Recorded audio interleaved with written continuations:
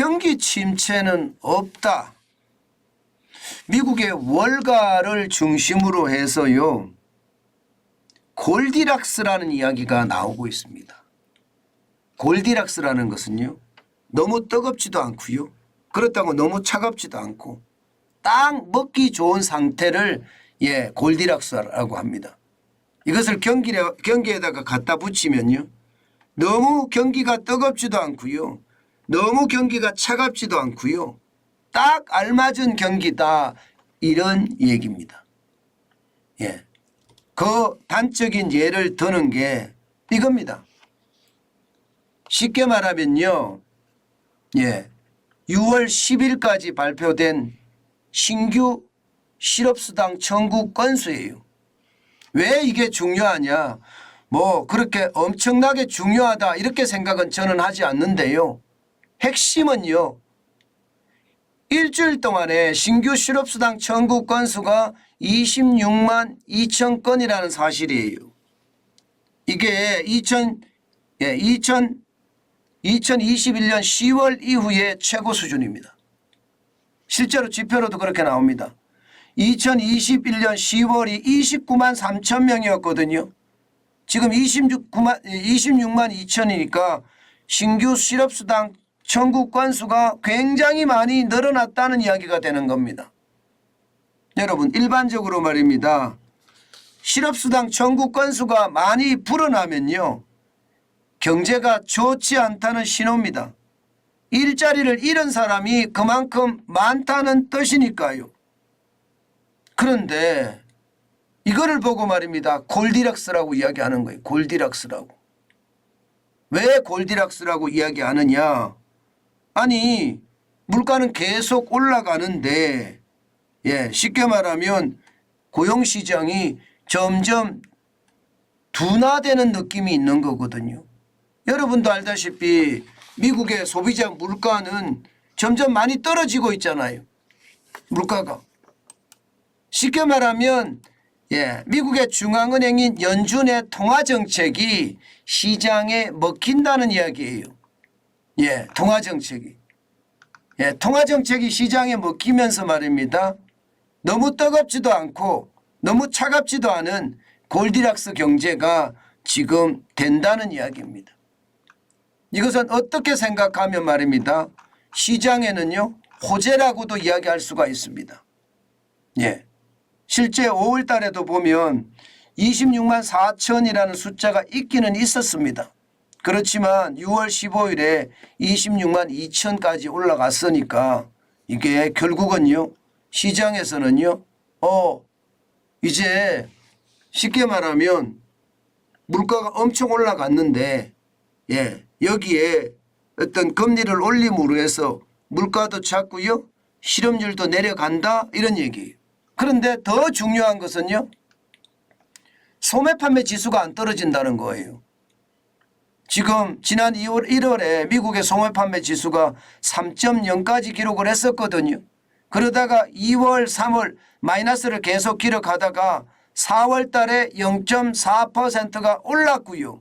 5월 달에도 0.3%가 올랐습니다. 쉽게 말하면 실업이 늘어나는데 소매 판매 지수가 늘어난다. 이 말은 결국 경제가 생각했던 것보다가 나빠지지 않는다는 이야기예요. 그만큼 말입니다. 돈이 생기니까 그에 대한 소비를 많이 한다는 이런 이야기도 있습니다. 일반적으로 말입니다. 이게 고용이 화랑이면 물가가 상승을 해서 소비가 떨어진다, 이렇게 이야기하는데 지금 그렇지 않다는 겁니다. 고용은 화랑에서 엄청 좀 줄었지만 전체 흐름은요, 결국 말입니다. 소매 판매가 일어나는, 쉽게 말하면 민간 소비가 커진다는 이야기니까. 여러분, 미국은요, 우리나라하고 다르게 말입니다. 민간 소비가 차지하는 비중이 굉장히 큽니다. 우리나라는 50%가 안 넘습니다. 넘을 때도 있지만 50% 미만인 게 일반적이에요. 그런데 미국은요, 이게 민간 소비가 경제 성장에서 차지하는 비중이 70%를 넘을 때도 있습니다. 70%.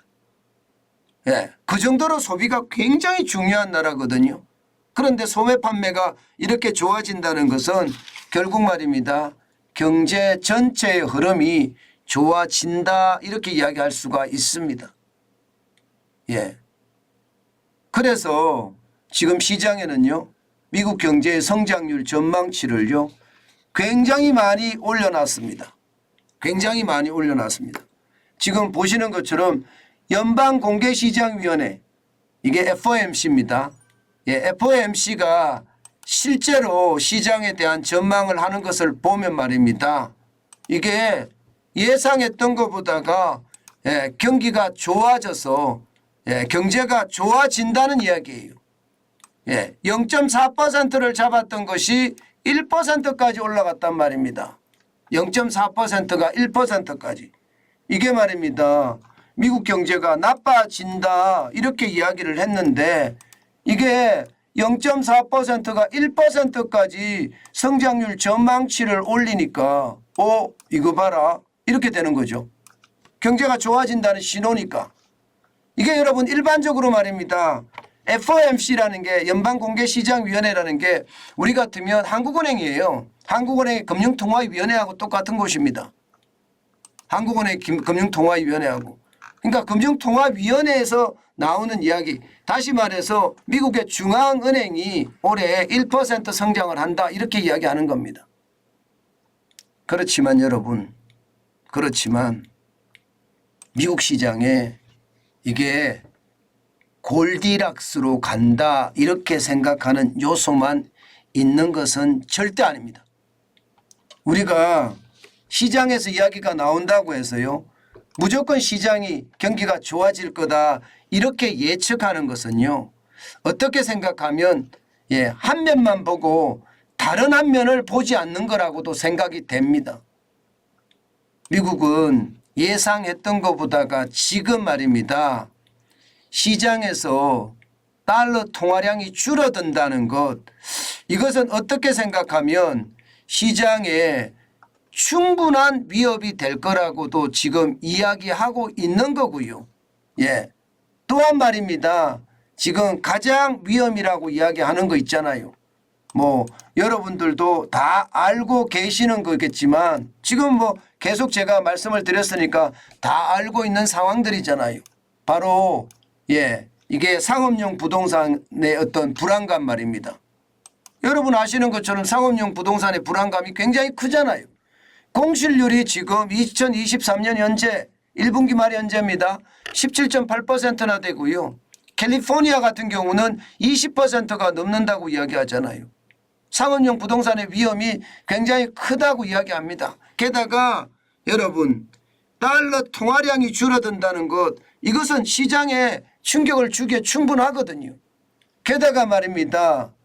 게다가 공실률도 이렇게 많지만 이 공실률 쉽게 말하면 상업용 빌딩 내지는 상업용 부동산 이 여기에서 말입니다. 돈을 어디서 빌렸냐도 중요하잖아요. 그 돈 빌린 곳이 여기에요. 소규모 은행이요. 소규모 은행에서 부동산 대출을 받은 곳이 너무나 많습니다. 지금 현재까지 나오는 것만 하더라도 전체 상업용 부동산의 대출 잔액은 3조 6천억 달러인데 소규모 은행의 비중이 2조 1,600억 달러. 적지 않죠. 적지 않습니다. 거의 50%가 훨씬 넘어서니까 말입니다. 그렇기 때문에 여러분 단순하게 몇몇 지표들이 좋다고 골디락스다. 경제가 아주 적당한 상태, 연착륙의 어떤 모양새다. 이렇게 단순하게 얘기하는 것은 저는 쉽지 않다고 생각을 합니다. 그만큼 말입니다. 시장에는요. 블랙스완들이 많고요. 우리가 알지 못하는 위기들이 많고요. 또한 말입니다. 회색 코뿔소라고 하는 보기에 어마어마한 어떤 그 위기의 악재들이 시한폭탄처럼 산재해 있다. 이것은 반드시 기억해야 될 대목입니다. 지금 시장에서는요. 진짜 좋다 좋다 이런 얘기가 자꾸 나오는데 그 시장을 단순하게 말입니다. 좋다는 이야기로 넘어가서는 안 되겠다. 우리는 경계심을 가지고 시장을 바라봐야 되겠다. 그 말씀 다시 한번 올립니다.